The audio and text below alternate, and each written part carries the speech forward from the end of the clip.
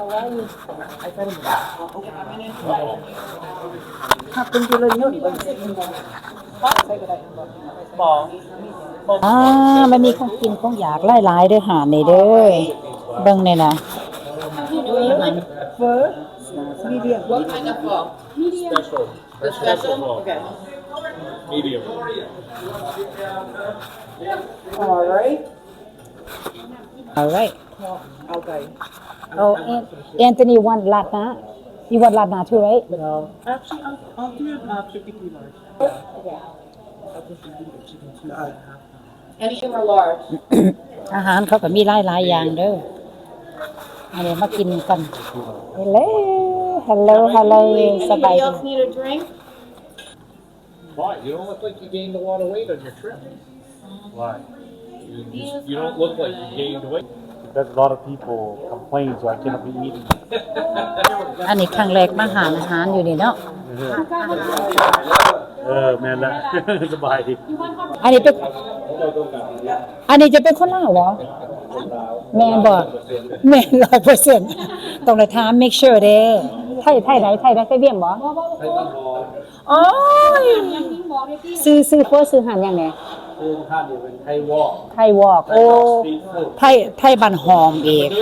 โอ้ไทยวอล์กไทยวอล์กสตรีท WOK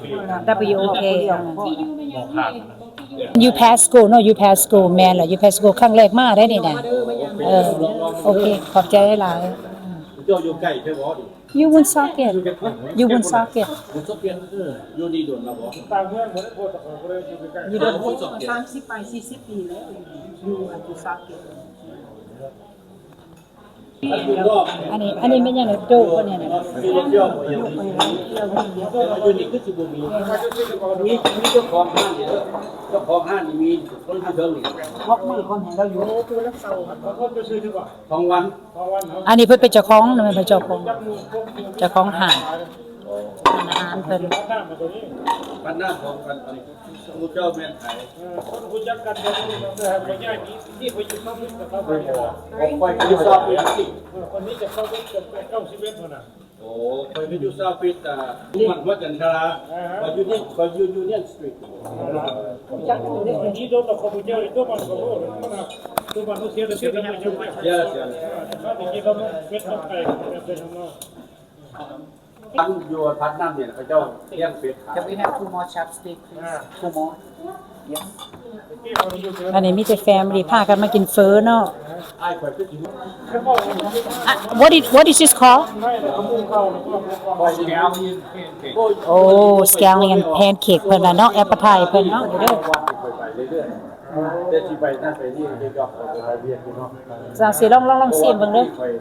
เอาเนี้ยอันนี้จ้ะปลาหน้าผู้ดีได้ซะบ่ แซ่บอยู่ เอาเบียร์อเมริกาบ่คนอเมริกาเห็นเนี่ย ได้สัก7 ปีแล้วลูกไปใหญ่เวลา30ผู้น้อย34ผู้ใหญ่39เนี่ยฝรั่งเนาะ เขาเย็นสูงเหมือนลูกไป ขอบมกขอบใจว่าเด้อ เข้าใจ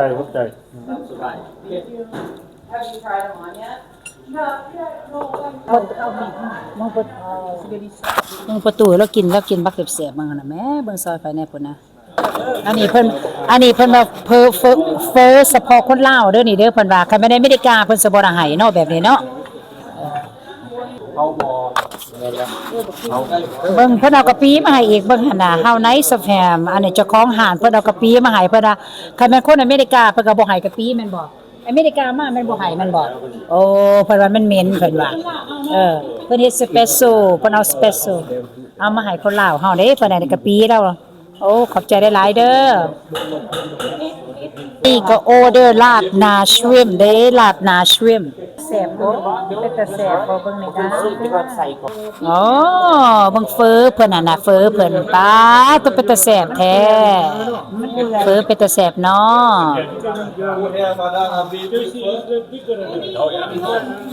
เบิ่งน่ะเฟอแล้วเป็นตาแซ่บ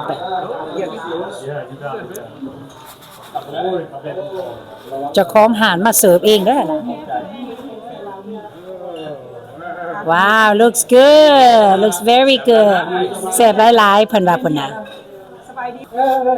อันนี้เจ้าของห้านไม่ได้เจ้าของห้านเด้อ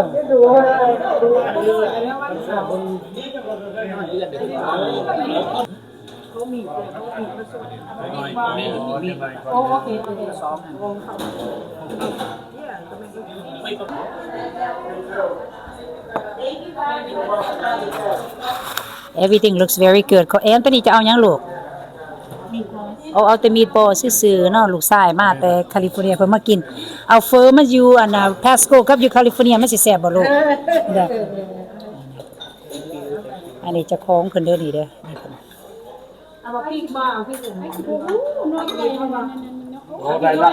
กับยาย